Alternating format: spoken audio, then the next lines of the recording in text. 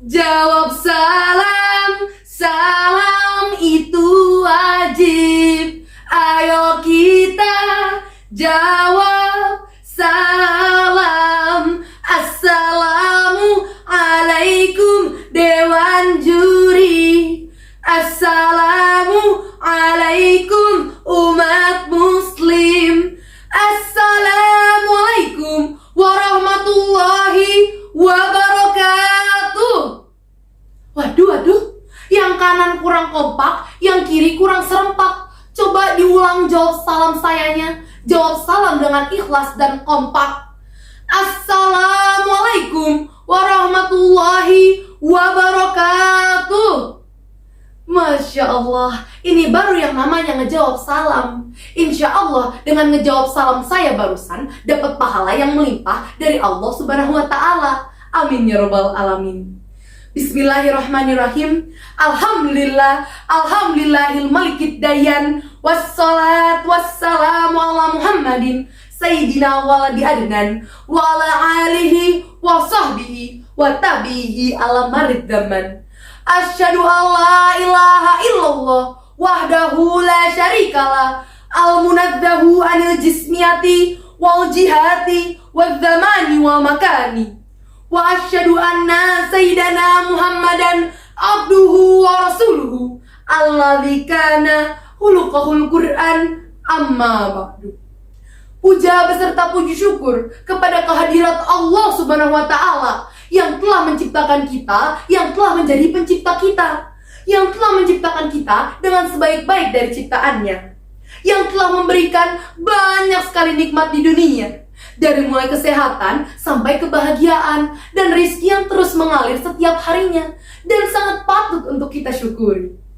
Tak lupa, sholawat diiringi salam kita haturkan kepada junjungan alam, kepada Nabi akhir kita, kepada Nabi tercinta kita, baginda Nabi besar Nabi Muhammad Sallallahu Alaihi Wasallam. Astagfirullahaladzim. Ini yakin nih umatnya Nabi Muhammad yang nanti di akhirat kelak, di akhir zaman kelak, ingin minta syafaat dan pertolongannya. Tetapi ketika disuruh bersolawat, hanya mengucapkan Sallallahu Alaihi Wasallam, itu mulut tidak terbuka, itu lidah tidak bergerak. Coba yang meminta syafaat dan pertolongannya, solawatnya diulang kepada baginda Nabi besar Nabi Muhammad Sallallahu Alaihi Wasallam. Masya Allah, ini baru umatnya Nabi Muhammad yang insya Allah di akhirat dan akhir zaman kelak kita mendapatkan syafaat dan pertolongan dari beliau. Amin ya Rabbal Alamin. Salam yang udah, pembukaan yang udah, sisa masuk ke ceramahnya. Sebelum masuk, kita ketuk dulu pintunya dengan sedikit berpantun. Izin, coba dong dewan jurinya senyum dulu. Ini pantun teh, isinya tentang senyumnya dewan juri. Kalau dewan jurinya senyum, pantunnya jalan. Kalau dewan jurinya kagak senyum, ini pantun kagak jalan. Kan enak ya Bu, Pak kalau udah senyum. Jadinya sedekah, itu muka jadinya adem, jadinya berseri-seri, itu aja. Izin, jangan lupa kalau saya pantun jawabnya cakep, karena yang bawain pantun juga cakep. Pagi-pagi lihat senyum dewan juri, lihat senyum sambil dengerin lagu. Assalamualaikum dari saya yang berdiri kepada penonton yang setia menunggu. Pede banget ditungguin, padahal mah ora, kagak apa-apa, pede aja dulu. Barangkali emang yang lagi duduk di sana ada yang nungguin saya. Kirain teh udah lengkap ya cing? Belum. Orang konon katanya tak kenal maka tak sayang. Maka dari itu saya mau ngenalin diri saya biar makin disayang. Perkenalkan, nama saya Raihanan Safita Bahri dari SMP IT Al-Qawas. Nah, udah lengkap nih, dari mulai salam sampai kenalan. Sisa senyum sambil bawain ceramahnya. Saya mau cerita, 2 minggu yang lalu saya diajak sama nenek saya ke pengajian. Neng, ayo ke pengajian, kita ngaji bareng-bareng, kita sholawatan bareng-bareng sama ibu-ibu. Saya jawab, hayu, saya bilang begitu. Ikutlah saya ke pengajian. Biasa emak-emak, cepakat, cepiki, salam-salaman. Mulai tuh, sholawatan. Salatullah, salamullah.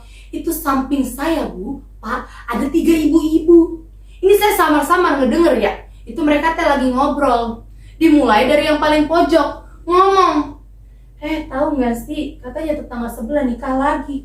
Yang tengah kaget, astagfirullahaladzim, masa bu? Biasanya kalau 1 sama 2 udah mulai, yang ketiga bagian manas-manasin, bagian ngompor-ngomporin. Bener baik, yang ketiga ngejawab, iya orang kemarin aja saya ngeliat dibonceng sama emas-emas cowok. Pantesan anaknya dititipin kemana baik. Gak kebayang rumahnya seberantakan apa, pasti gak keurus. Astagfirullahaladzim bu, itu yang tadinya 3 orang ngerembet bu, pak, jadi 4 orang, jadi 5 orang. Kayaknya saya ngelengos dikit, itu satu pengajian udah ngomongin itu ibu-ibu. Kan serem ya, namanya ngomongin orang mah disebut gibah kalau fakta. Lah kalau ternyata cuma omong kosong dari mulut ke mulut lagi, jadinya mah fitnah. Allah Subhanahu wa Ta'ala pernah berfirman dalam Al-Quran, surat Al-Baqarah sepenggal ayat 191. A'udzu billahi minasy syaithanir rajim. Bismillahirrahmanirrahim. Wal fitnatu asyaddu minal qatl. Wal fitnatu, dan fitnah itu asyaddu, lebih kejam, minal qatl, daripada pembunuhan. Bu, pembunuhan bu, pak, udah pedih, udah perih, udah sakit, udah berdarah-darah itu pembunuhan. Tapi ternyata di atas pembunuhan ada yang namanya fitnah. Padahal makan kalau secara logika, fitnah mah cuma buka mulut, kita ngegerakin lidah, kita ngajak orang ngomong. Tahu gak sih, dari begitu terus ngerembet, ternyata hal sekecil itu bisa dimurkai Allah. Bahkan dosanya lebih besar daripada dosa pembunuhan.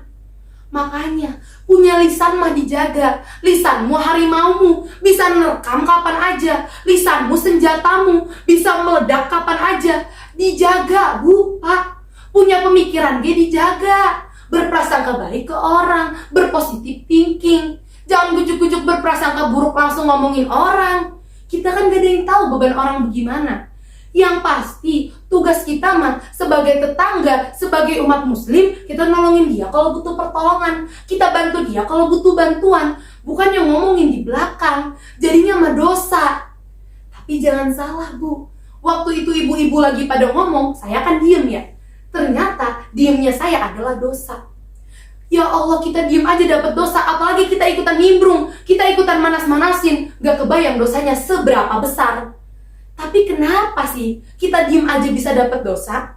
Karena Allah Subhanahu wa Ta'ala menyuruh kita umat muslim untuk saling mengingatkan, untuk saling menasehati agar kembali ke jalan yang benar yang dituntun Allah Subhanahu wa Ta'ala. Tapi kenapa kita diem aja?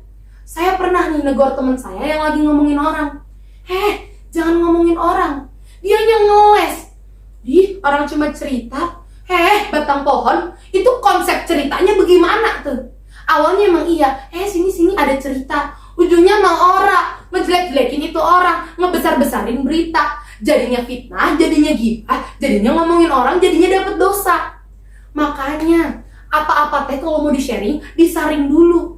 Kan enak ya kalau udah disaring, kita kelola dulu, ini berita teh bener apa kagak, baru diceritain. Yang dapet dosa mah baiknya dihindarin. Kalau kita udah saring nih, kita udah kelola, ini enak gak ya kalau kita sharing?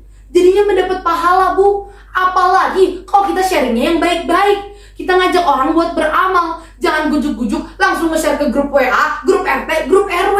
Lah jadinya heboh itu satu kampung. Kan enak ya, sekali lagi saya ingetin, makanya saring dulu sebelum di-sharing. Kita saring dulu nih pesan, enak gak nih kalau kita share? Biar nanti apa? Dapat pahala bukannya dapat dosa. Ini saya ngomong sampai berbusa begini nih bu, pak, jangan lupa dipakai. Jangan sampai saya selesai ceramah, ibu bapak balik lagi ke sifat aslinya. Langsung nge-share di WA, langsung nge-share di Facebook. Jangan, ilmunya dipakai, dilakuin di kehidupan sehari-hari. Mungkin emang cukup sekian nih ceramah saya begini doang. Tapi insya Allah bermanfaat sampai akhir nanti. Tapi sebelum saya tutup, saya mau ngajak ibu sama bapak, sama encang sama encing, sama akang sama teteh, kita sholawatan bareng-bareng. Yuk. Ya Rabbi bil Mustafa, balik maqasidana wa firlana mamaro ya wasi'a karomin. Sampai sini ceramahnya, saya izin undur diri, ambil manfaatnya, lakukan amalannya. Undur makola, wala tanzur mankola. Jangan lihat siapa yang menyampaikan, tapi lihat apa yang disampaikan. Wabillahi taufiq walhidayah, waridho walinayah. Wassalamualaikum warahmatullahi wabarakatuh.